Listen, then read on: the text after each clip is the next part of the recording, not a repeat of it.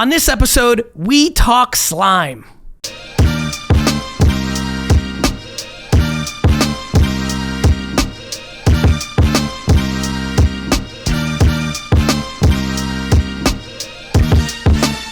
everybody, this is VaynerChuk, and this is episode 301 of the Ask GaryVee show, and I'm super excited about this episode because it's going to touch on a lot of themes that I'm passionate about: families and entrepreneurship and youth culture trends.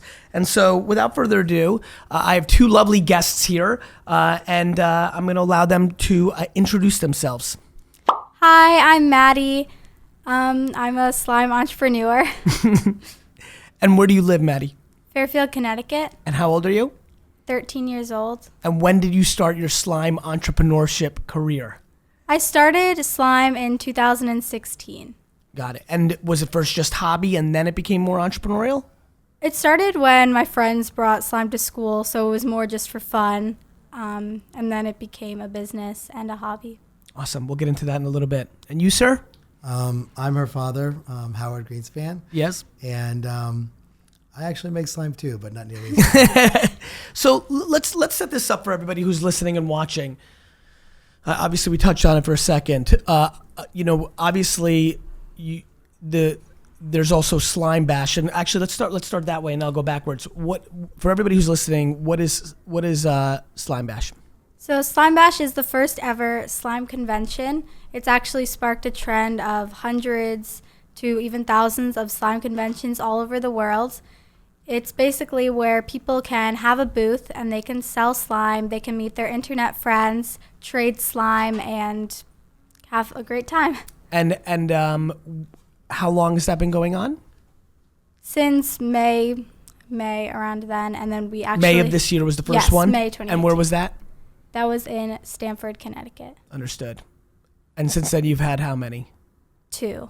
And the last one was in Mohegan Sun? Yes. And there are a couple coming up? Yes. We have Slime Bash Daytona, Florida, and then we have Slime Bash Chicago. And that's in January? Yes, January and March. Love it. And so you'll be traveling to these things? Yes. So are you guys planning and navigating around school schedule? Like, what's going on with that stuff? Definitely. So, like, you have school today, in theory, right? Yes. But being this podcast was worth a missed school day. Definitely. I love that. I mean, listen, for everybody who's watching, as you can imagine, I'm aware of the slime trend. My daughter got into it. But more importantly, even if she hadn't, I spend so much time looking at what's popping in culture and the internet.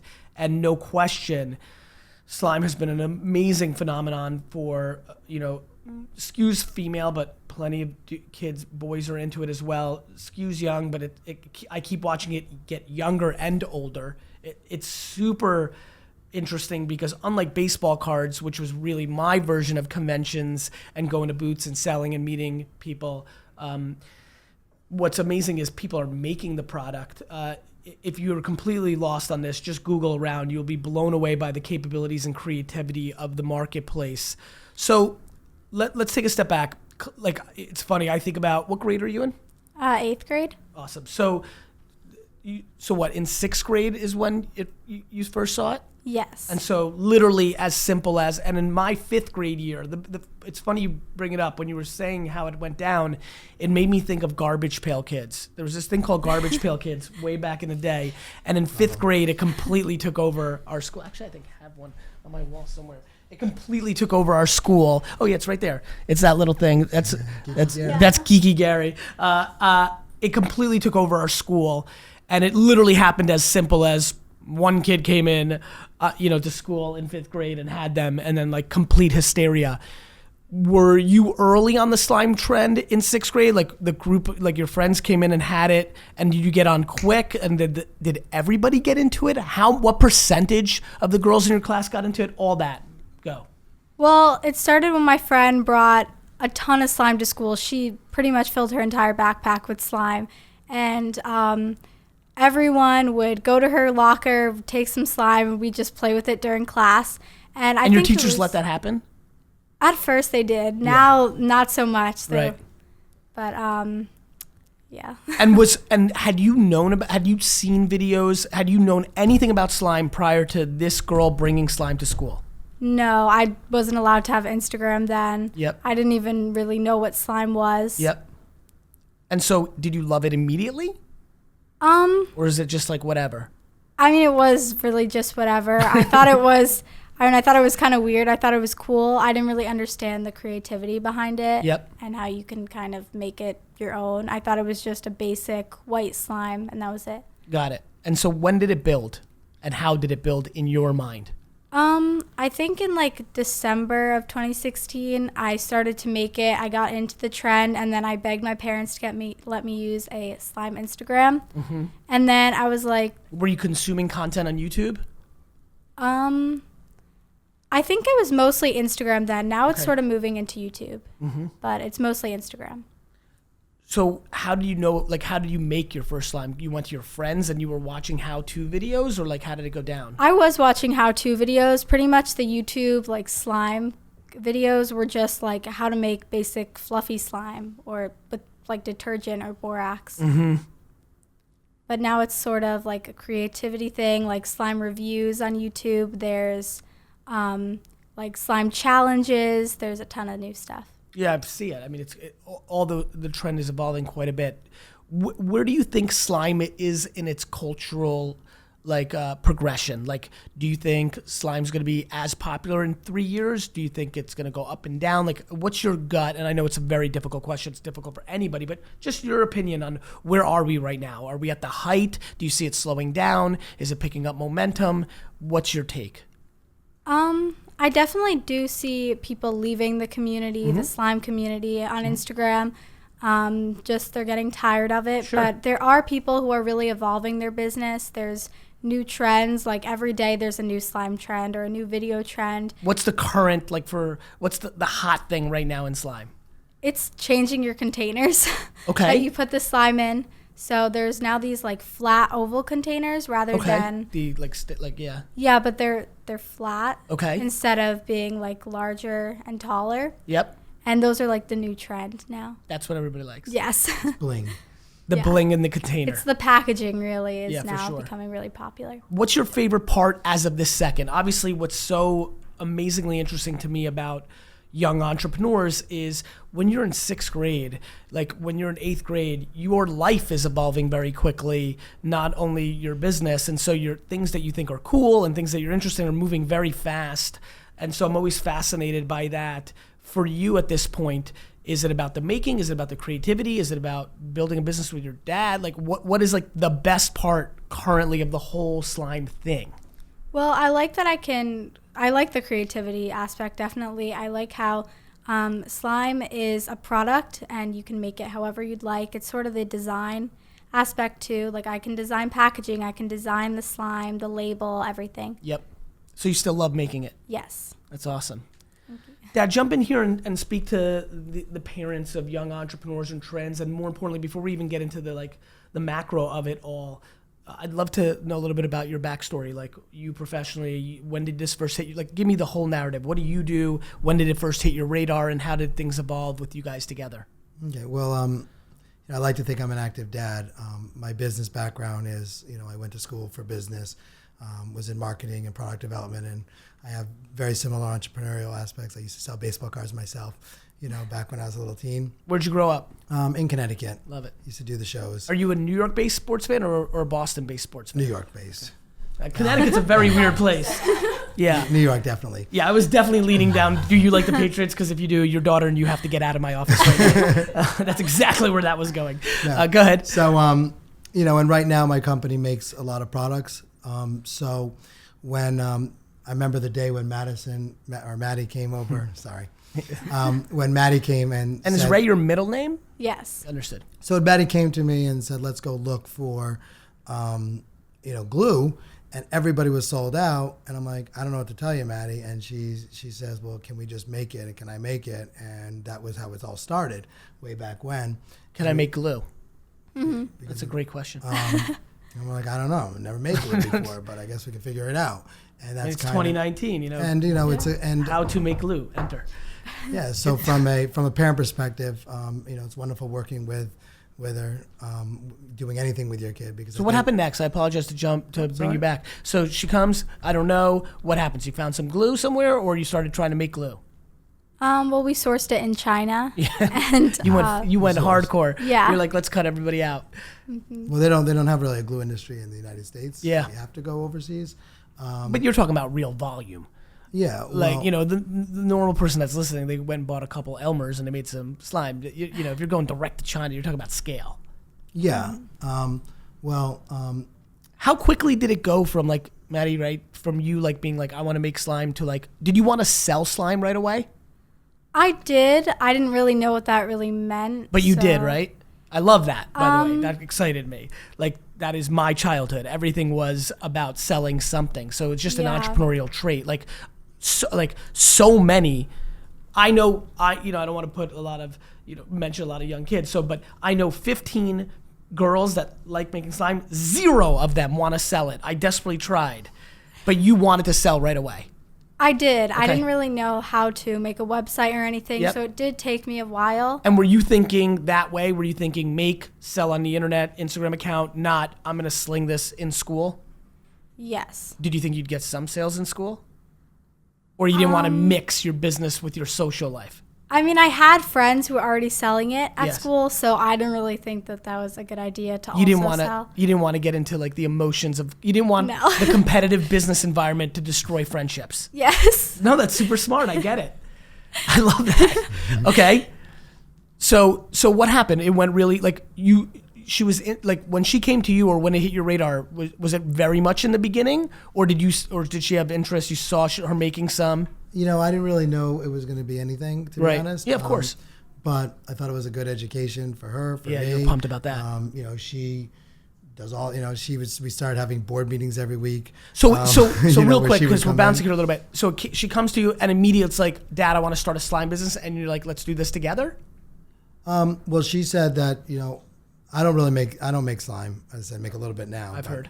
But it's not very great. But she wanted to, talk about glue, and, consumer products are what I do, what my company does. And I thought it was a great opportunity to do that aspect together. Got it. And she. So the thought was, just because I'm putting the pieces together, maybe start a glue brand and sell the glue because glue was starting to dry up? Well, the idea was that you're a parent at the beginning of the glue phase, in the slime phase, and there was Elmer's and other products. But I remember when we first started, we bought rubber cement. We didn't know what glue worked. So if you have slime glue, it takes the guesswork out of Sure. the parents, and that's where it all started. And now she's developed so many different products in the glue field, in the slime field, and the accessory field. And is that selling on Shopify and Amazon, or like what's happening with your products? We sell it on slimemaking.com and Amazon. Got it. And is that Shopify, or what are you using on the back end? On the I'm always back, curious. in the it's it Magenta? is Shopify it's Plus? Shopify and Amazon. Yeah. Cool. Amazon uses their own. And who's doing the fulfillment when they buy it directly from your website? Most things are going to run the siphon through Amazon. Got it. Understood. And how's that experience been? Good. You've learned a lot? Yes, definitely. I learned how to run a business, which is a lot. Do you think that that's something you're going to want to do eventually? Or are you not sure yet? I don't really think I want to own a business with products, Yep. but I definitely would want to run my own business. Love it. So what happens next? Like, so this starts, at first, Dad, you didn't think it's going to be that big. And how quickly did you say, holy crap, there's like a whole universe of this. And this is a clearly fast-moving, emerging trend in society and has some legs. Well, I remember we sat down, all of us, including Maddie, and we're just brainstorming about fun, crazy ideas to get people to know about her brand. And one of the things came up, why don't we break a world record? And Maddie's like, let's break a world record. So, the team was like, we can't do it. And the slogan became, we can do it. Yeah. And so what happened there, Maddie? Well, we did break the world record. What was the record you went after? The world's largest slime. Love it. And what was it at the time? There wasn't actually a record, so, Right. So you we could have wanted made to start anything. it. Yeah. No, they tell you. They tell you a minimum? Yeah. If there's nothing out there, they're going to make something crazy. Interesting. So they did we're talking Guinness? Guinness themselves. That's amazing. So you held at one point, or still hold, a Guinness Book of World Records record? Yes.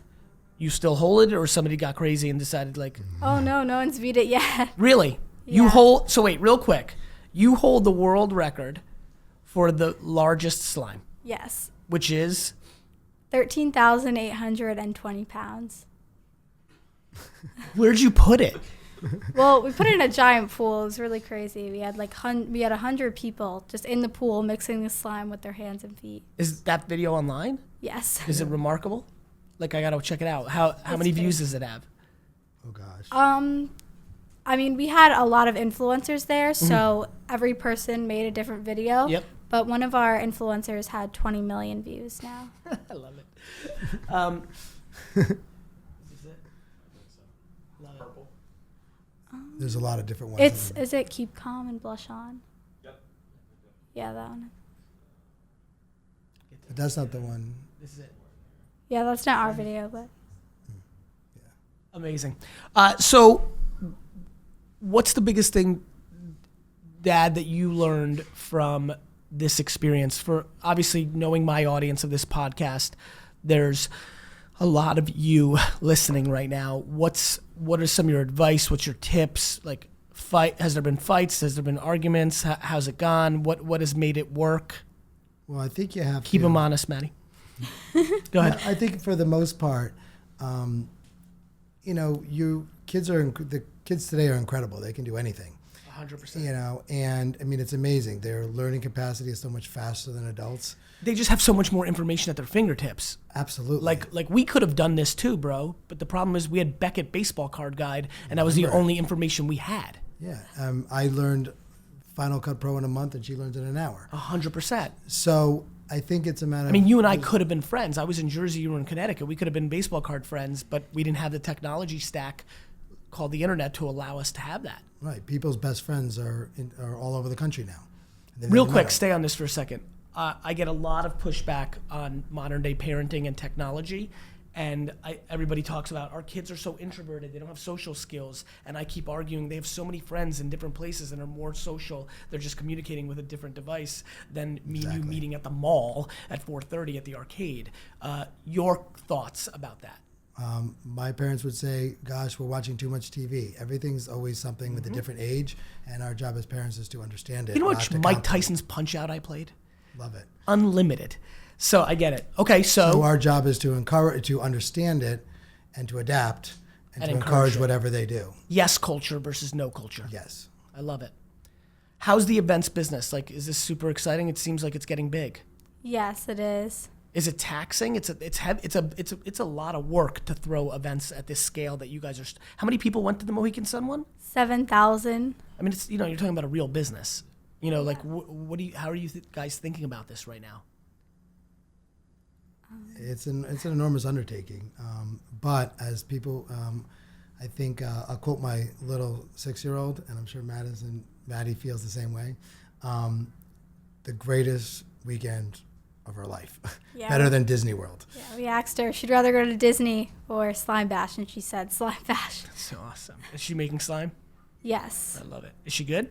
She's 6, right? Yeah, I mean, she Are you a loves to make slime it. snob? Like your reaction here is like, do you have a high barrier to entry to like being good at slime? Who you know what? Let's give some love to the community, because I'm also aware a lot of the famous influencers, drove to Connecticut. I'm in the scene. I have a good sense. Who do you think is doing a good job out there in making slime and promoting themselves on YouTube? And who did you see get a lot of love at your slime bash at their booths? Like who impresses you in the community? Like the Instagram name? Sure. Anybody. Who do you think is doing a good job out there? I think Parakeet Slimes. She Yes. has a great influence on people. She had a huge line. Yep, I saw. People really love her account. They love her personality. Who else? Karina Garcia. I Yep. mean, she has 8 million subscribers. It was really great to see her like meeting everyone. Yep. And She's pretty OG, right? Like she's like a yeah, big she name. she was definitely one of the first slime accounts. She's also DIY too. So. Yep.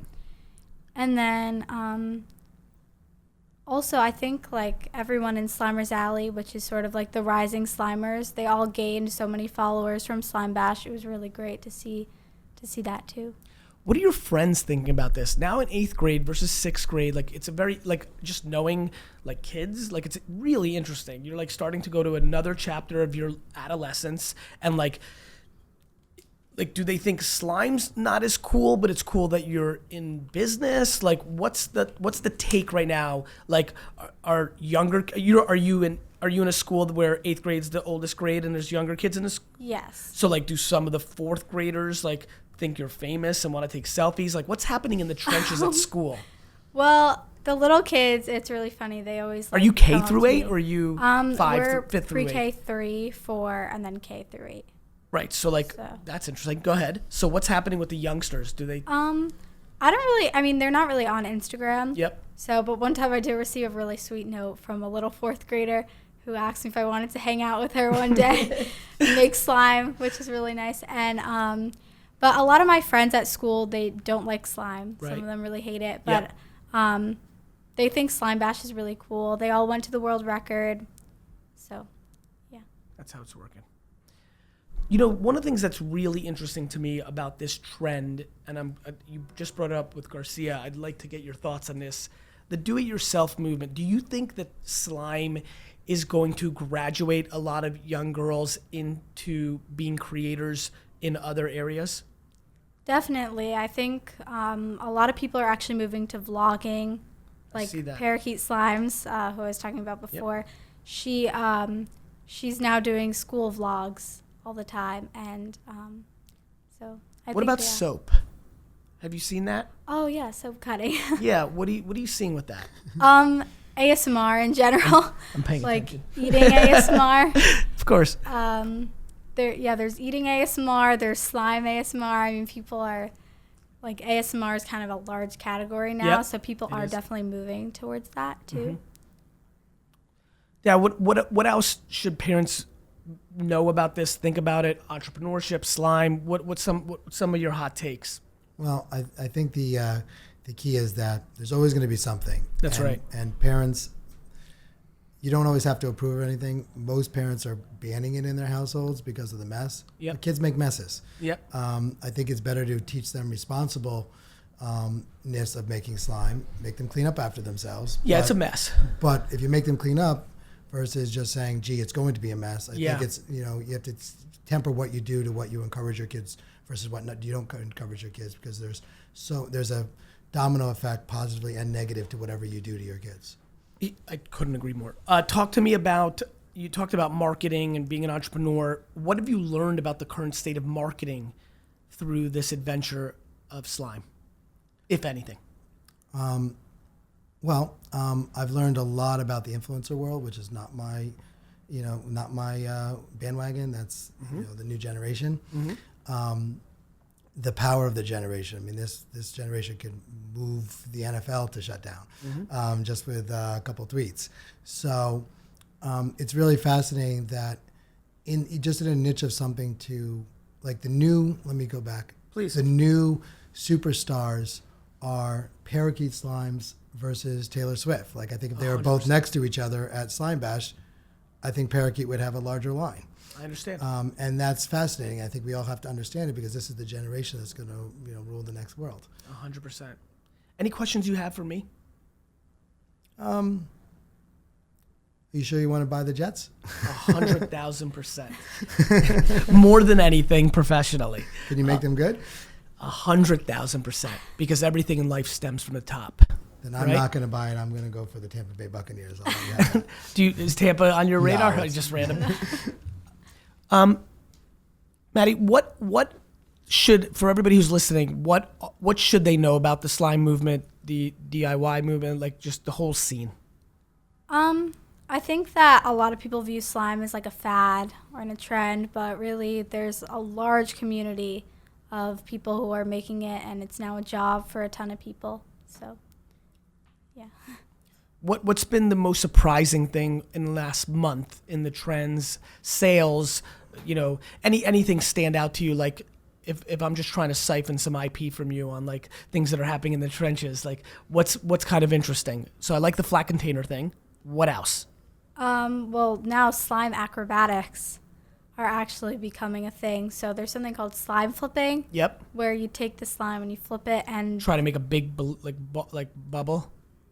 It's not really making a bubble. It's like doing tricks with the slime. Yep. So that's the acrobatics. Yeah, it's like. Are you doing that? I'm really bad at it. Yep. So not really, but there are like people who have made really cool videos of them flipping slime. So it's really cool to see the new tricks that people come up with. I love it. So please. I had a question though. Please. I'd love to know your thoughts just in general, about the conventions, because one of the things that we find fascinating, or I do, is that this is one of the first times that you have this internet world of influencers and millions of kids around the world, and they're actually leaving the internet and coming to meet their communities. Yeah, I mean, this is inspiring the kids to come out. This is happening and has been happening for the last half decade. The trend of, as we live in a digital world, like, it enhances real life experiences, whether it's as simple as people going and taking a hike because they want the photo for their Instagram, or, I mean, look, when Vine was popping, a lot of the teeny bopper boys, Nash Greer and Cameron Dallas and these characters, they went on tour and had 30, 40,000. VidCon gets hundreds of thousands. Like, this has been going on and will continue to go on. And I do think that there will be, whether it's fads or long trends, like, look, when your dad and I were growing up, baseball cards were massive. Then for 20 years, they weren't. Now there's a bubbling up again. Like, to your point, I don't think slime will be as white hot as it is right now in perpetuity. It will peak and valley, but do I think it got so hot and so at scale that it will now have cycles? I do. I feel like if I was predicting, I'd be like, okay, it has another 3 years of goodness. Then it starts really kind of calming down. It's still happening. There's still plenty of people making, but it's not in the zeitgeist. Attendance to something like Slime Bash peaks at 50,000, goes down to 8,000 and 6,000 7 years later if you guys ran it forever, and then it reboots. That's what always happens. That's what happens with G.I. Joe. That's what happens with wrestling. That's what happens with, 90s closes. That's what's happening now with Fila and Tommy Hilfiger. So what I think slime has accomplished that a lot of other fads don't, where they only have a 6-month window, a 9-month white heat window. Pencil fighting. Do you remember pencil fighting?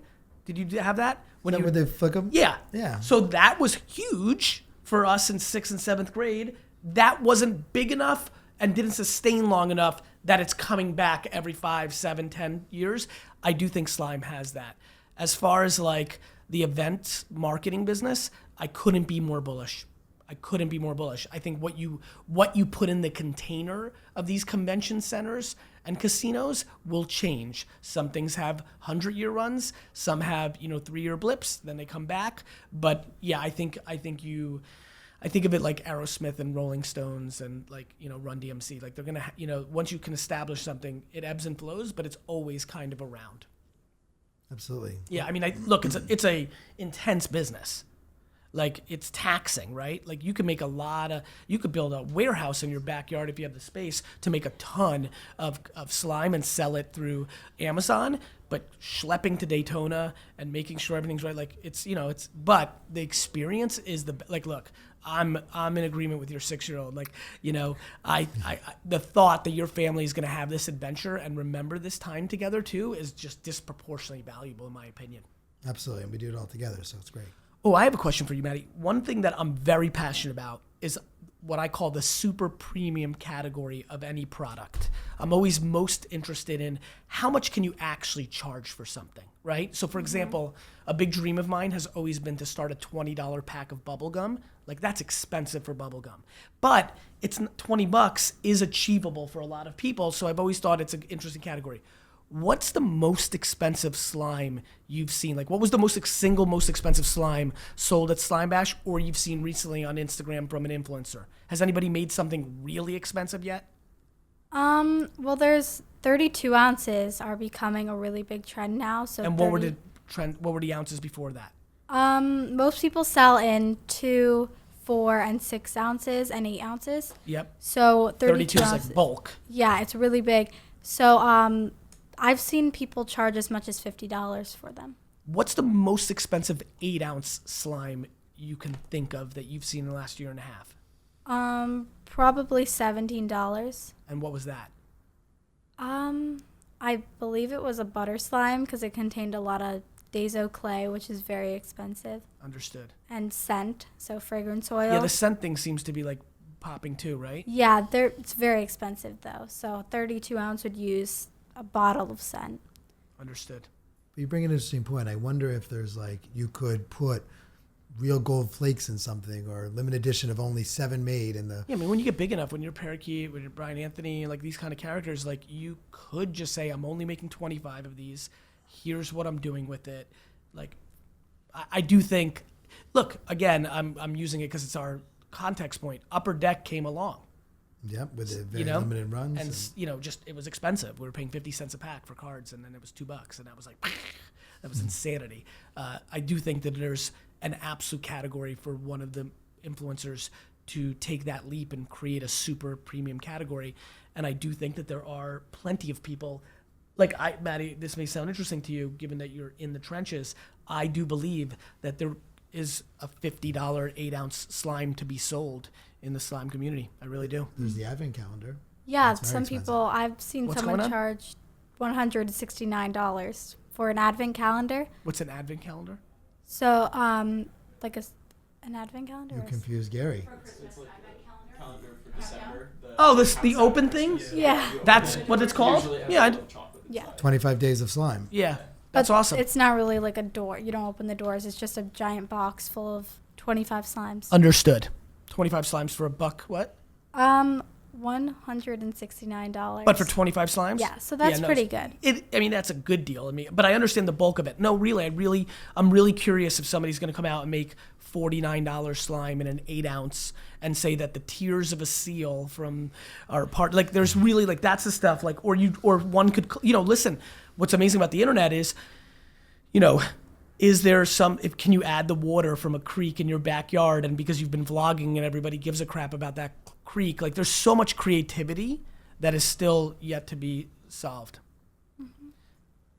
There's for the conventions, there's the Mega Bash ticket, which gives people a premium, and they always sell out immediately. The first Slime Bash sold out in 10 minutes. Yeah, how did that go down? Your first Slime Bash sold. Let's talk about that event marketing. It sold out in you sold 7,000 tickets. You sold 7,000 tickets in how fast? Well, the first The convention first convention. sold out their premium tickets in about 8 minutes. And how do you promote it? Just your what? My Instagram, but we had VIP Slimers, which are like the famous influencers. So they really promoted it. People wanted to meet them, so they came and bought the tickets. And so did you have to learn to negotiate with these people for their appearance fees, or they just want the exposure, or what went down? Well, this is the first time that it was ever done, Yep. and they want to meet their fans. They Sure. want to meet their community, so And- they're going to sell a lot of slime. That's right. And it was sort of like a special thing to be a part of the first ever slime convention. Sure. So it was really cool to. So it was a win-win for everybody. I mean, Yep. they came, got to meet. They sold enough slime that it was well worth their while. Before we sat down, you guys were gracious and said we have 4 tickets to give away. How would you like to functionally do that? Do you want people to follow you on Instagram and then leave a comment that they want the tickets? Any functionality of how we want to give away these tickets? Are you trying to build up any of your other channels? Have you started building up your Twitter yet? I don't think you have a Twitter account yet. No, I don't. So it's Instagram only for you? Yeah. So maybe they can go on if they post on your Instagram. Why don't we do this? Everybody who's listening, if you want tickets to Florida or Chicago, is it slimebash.com for details? Yes. Cool. So just go to slimebash.com to see the dates for the details, and whether it's Chicago or Florida, why don't you go to, and what's your Instagram handle? Slime by Maddie Rae. Slime by Maddie Rae. Yes. Okay, RAE. Yes. Cool. Go to her Instagram account and leave in the comment section hashtag Gary sent me. Hashtag Gary sent me, and then I'll let them figure out who they're going to pick and how and what. Yeah. I just have a quick question. Sure. Because I think it will help everybody who's listening. Please. Maddie talks about how to increase. Who is this following. voice from the outside? Tell everybody. Denise? Yes? I'm the director of PR. Yep. You talk a lot about documenting your journey. Yes. Maddie is a shy girl. who Yes. Is not really comfortable with documenting Yes, her journey. I understand. However, we all know that the human interest piece is very interesting. Yes. To a lot of people. Yes. That's what people are wanting from you. Yes. So, can you talk to both Howie and Maddie about how important that is?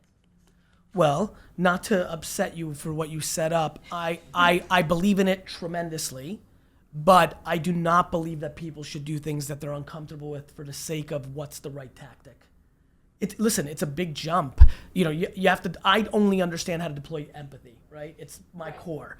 When you're an 8th grade girl and you're not interested in documenting your life, even though it's disproportionately helpful for the ambition, I have to be empathetic. Thoughts? You were about to say something. Yes, not necessarily her life.